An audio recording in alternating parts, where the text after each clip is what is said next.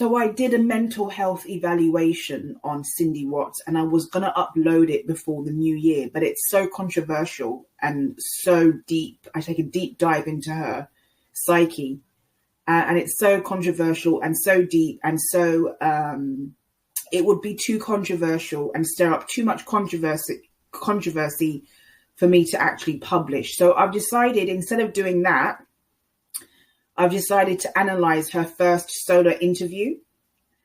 And, I've done a mental health evaluation on Laurie Vallow, Chad Daybell, the Golden State Killer, and others. And I really wanted to upload the one on Cindy Watts, but it's just going to be, even though I know that lots of people would want to see that and hear that, it's just too controversial. So the first solo interview that Cindy Watts did, she starts out by crying. And she says, she doesn't know how to get through this. And that is a way for her to establish a rapport with the interviewer. I wouldn't say that she's trying to get sympathy, but I would say she is looking for empathy right at the beginning of the interview. It's understandable that she would be upset. It's understandable that she would be devastated. It's understandable that she would be emotional. If you've just heard the news that, you've lost your grandchildren, your son is in jail on charges for murdering his entire family, it is more than understandable that she would be crying. Not going to take it that away from Cindy. My intention is not to bash Cindy, but to portray her in a true light. So it's not about whether I like her or not. It's about portraying her in the truest light and being honest about who she really is. It's not about bashing her or pretending that she is the most wonderful person. It's about portraying her as the human being that she is. So after that, the interviewer asked Cindy, what was he like as a kid? And she immediately goes on the defense, and she immediately talks about the positive things about Chris. She is starting to defend him at the very beginning of that video after the tears. And it's actually, I don't know how the video was edited or the interview was edited, but it seems like she stops crying very, very quickly.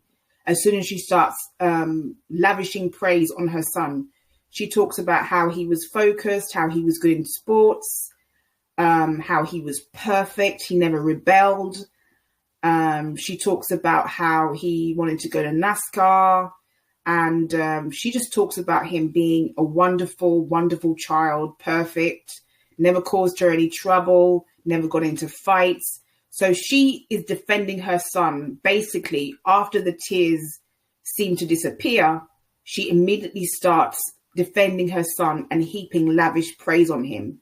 So she's setting the tone. She's taking control of that interview and letting the viewers know that my son is not capable of doing what he's been accused of doing. As soon as the conversation turns to how Chris met Shanann, it's the opposite. Her lips start to curl, her eyebrows, the distortion in her face, in the central part of her face, the way her nose kind of shifts up and down, the way her lips curl. She displays utter disdain when the focus of the conversation turns to Shanann. It's immediately apparent that she does not like Shanann at all, and that her dislike for Shanann runs very, very deep. And the first thing she complains about when it comes to Shanann is that she thought it was a little strange that Shanann would say a lot about things about Chris that she didn't like. So she takes offense to anyone, including her daughter-in-law, saying anything bad about Chris, even if it's the slightest thing, because she's already let the interviewer know that her son is perfect. So the fact that here's this woman who didn't raise him, who's just come into his life, who has only been with him for a few years. She's known her son all her life. She is taking complete offense to this woman criticizing her son, even if it's just for the slightest thing, because she's built her son up to be this perfect human being that no one should criticize. So she puts her son on a pedestal, and she devalues Shanann. So the value that she has on her son, on who he is as a person, is very, very, very high. Whereas Shanann, it's the complete opposite. She devalues Shanann. She thinks Shanann is no good. She's suspicious of her immediately. She doesn't like her. She shows disdain for her, not only in her words, but in her facial expressions. Her facial expressions change. The tone of her voice changes when she talks about Shanann. She does not like Shanann, and she makes that very clear that she does not like Shanann. So she idealizes her son. She thinks very highly of him, and she devalues Shanann. She thinks very lowly of Shanann. So there's a great contrast between the way Cindy views her son and the way she views Shanann. And by the way, I've looked underneath this video at the comments, and I struggle to find a single positive comment about Cindy Watts. I wouldn't even bother reading some of the comments that are underneath that video, because 99.9% of them, probably 100% of them, I mean, I can't find a single positive comment about Cindy Watts underneath this video. So anyway, let's get to the rest of the interview. So they have a little bit of small talk. They're engaging. It's a very intimate interview, no noise. And then she talks about Cindy Watts. She talks about how she wasn't worried when she heard that Shanann had disappeared. And of course, if it was her daughter, I'm sure she would have been very worried. But Shanann's not her daughter. She doesn't like Shanann. And she makes the point that, she thought that Shanann had just run off to punish Chris for ending the marriage. And she makes very, very intense eye contact with the interviewer when she says this, because she is trying to relay to the interviewer that this is the type of person that Shanann was, that she was spiteful, vengeful, an injustice collector, that she was not a nice person whatsoever. And any injury to her ego would have resulted in this kind of reaction. The next important phase of the interview is when she tells the interviewer how Chris Watts revealed that everyone was dead, Shanann and the girls. And she gives the interviewer the wrong information because it's secondhand information. She says Christopher broke down and cried and said, "I'm sorry, Dad. I killed her because she killed the girls." That is incorrect information. As a matter of fact, both CBI agents were telling Chris, or saying to Chris, that they thought it was strange that he never cried, never broke down, that, Tammy Lee was saying that if she loses her daughter or her kids in the supermarket for 1 minute, she's panicking. And she thought it was very strange that Chris Watts didn't convey any emotions and that he wasn't crying. He actually didn't start crying until everybody was in the room. And I think that it was fake crying, to be honest with you. I think it was a mixture of fake crying and crying for himself. But when Chris told his dad that he killed Shanann only because she killed their children, he didn't break down at all. But that's what Cindy Watts is telling the interviewer. And she also goes on to complain about the district attorneys, the lawyers, Chris's lawyers, his public defenders, whatever you want to call it. She complains that they've given her a hard time and they're making her life a misery. And she's not putting any blame onto Chris whatsoever. She is not condemning his actions. She is not, she's not putting the blame on him in any way, shape or form.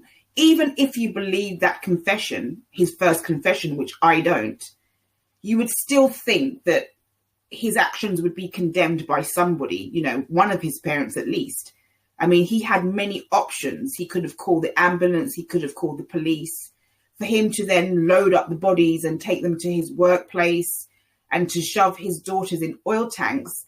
I mean, if somebody in my family did that, I would be like, what is wrong with you? I mean, how could you do that? But she never ever questions what Chris Watts did. And this is where the narcissism and the arrogance comes into it. Everyone is making her life a misery as far as she's concerned, except Chris. It's not his fault. So she starts to complain about the district attorneys, about how she's not allowed to speak to Chris, and that when she does speak to him, she has to talk to him through a screen using a phone. And it just amplifies her level of arrogance, that she's not holding her son accountable for his terrible actions. And that says a lot about her and how entitled she is. So I'm getting to the part of the interview that most annoys me, irritates me, frustrates me. It just really disturbs me, actually. And in normal circumstances, I would have sympathy. But because she spent so much time blaming everybody else for what's happened and putting everyone else down and not condemning her son's actions, it's very difficult for me to feel any sympathy. And she talks about, she questions why he's pleading guilty, and she can't bring herself to say that Chris put his daughters in oil tanks. So she pauses and she says, would a normal person dispose of the bodies the way he did? Because she cannot actually bring herself to say, my son disposed of his daughters in oil tanks. And then she talks about how she doesn't want to go there. She doesn't want to think that he could be capable of doing all of this.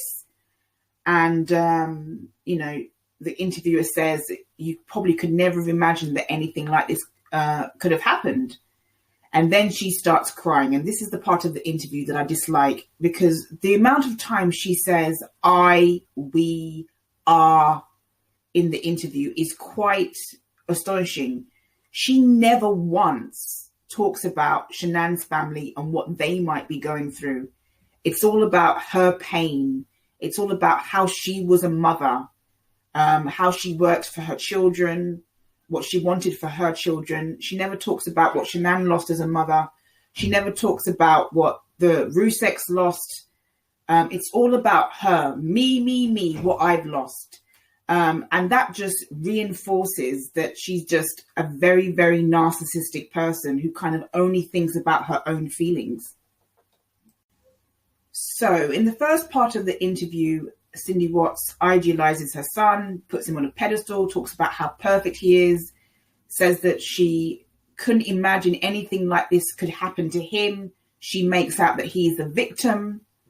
And in the last part of the interview, she is almost scrambling for ideas to get him help, to get him a defense, saying how she has to help him.